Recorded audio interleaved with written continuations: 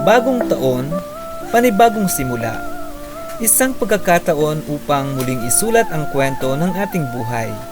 Sa bawat pagtunog ng kampana sa hating gabi, ipinagdiriwang ng mundo hindi lamang ang pagtatapos ng isang taon, kundi ang pangako ng mga bagong oportunidad, ang pag-asa ng pagbabago, at ang determinasyong lumago. Hawak kamay, tayo'y magsama. Pangarap. Ang mga resolusyon ay hindi lamang tungkol sa personal na layunin, ito ay tungkol sa mga sama-samang hangarin. Ngayong taon, mangarap tayo ng mas malaki, hindi lamang para sa ating sarili, kundi para sa mundong ating pinagsasaluhan. Kasama sa paghilom ng ating paglalakbay. Bagong simula, bagong pangarap, tinig ng mundo, sama-samang hinaharap. Bagong taon, pag-ibig ang puhunan, pagkakaisa ang tanglaw ng kinabukasan. Sa bawat nagtitiyakan, tayo'y nagiging isa.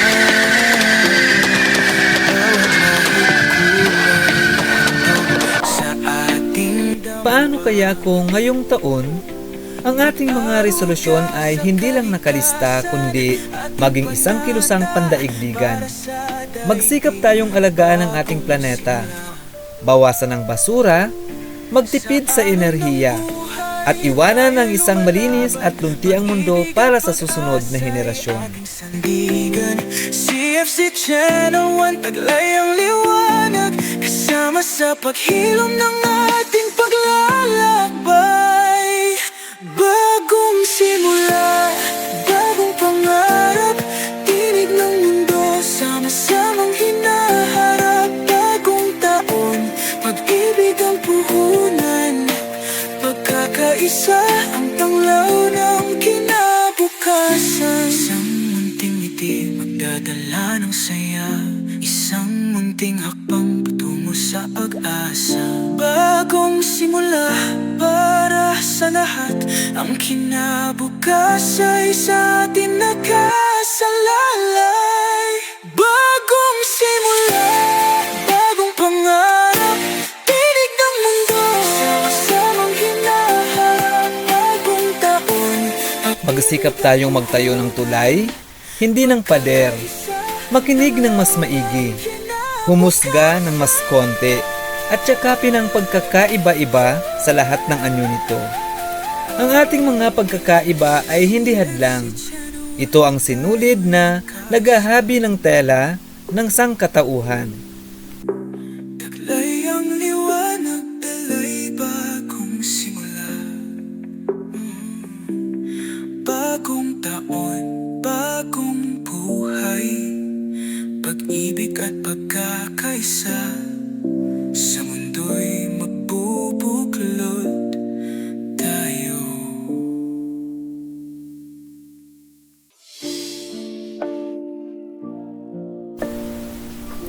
Magsikap tayong unahin ang ating kalusugan, mental, pisikal at emosyonal. Gumawa ng maliliit na hakbang araw-araw patungo sa mas malusog na pamumuhay at magpakita ng habag sa ating sarili at sa iba kapag mabigat ang buhay.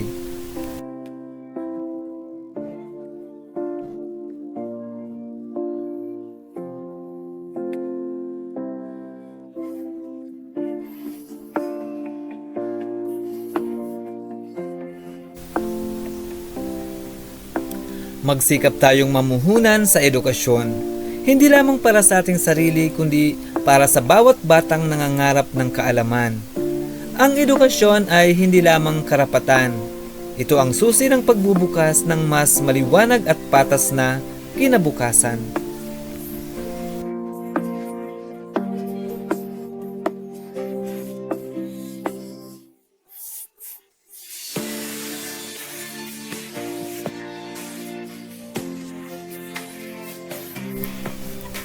Magsikap tayong magpakalat ng kabutihan, isang ngiti, isang pagtulong, isang simpleng pasasalamat. Ang mga simpleng kilos na ito ay may kakayahang magdulot ng alon ng positibong pagbabago sa mundo.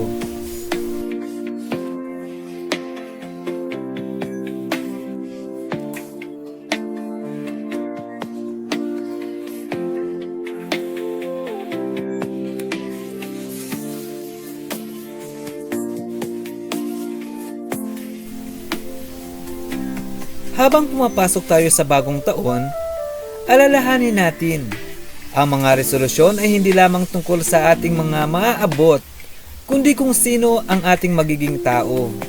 Gawin nating layunin ngayong taon ang pagsulong, hindi perpeksyon, hindi lamang tagumpay kundi kahalagahan.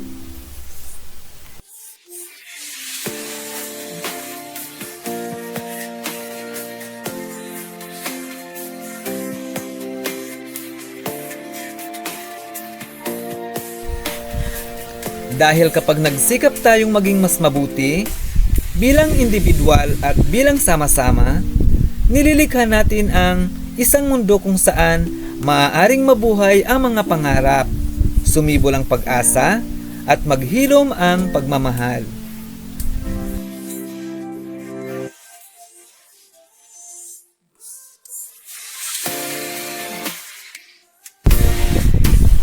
Narito ang bagong taon, para sa mga resolusyong mahalaga, para sa mundong mas pinabuti, isang pagpili sa bawat pagkakataon.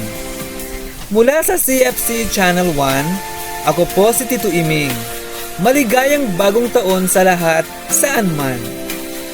Bagong simula, bagong pangarap, tinig ng mundo, sama-samang hinaharap. Bagong taon, pag-ibig ang puhunan, pagkakaisa ang tanglaw ng kinabukasan. Sa bawat ngitit yakap, tayo'y nagiging isa. Bawat lahit kulay, handog sa ating dampa. Pag-aruga sa kalikasan, ating panata para sa daigdig, bagong simula. Sa alon ng buhay, tayo'y lumalaban, pag-ibig at pag-asa'y ating sandigan. CFC Channel 1.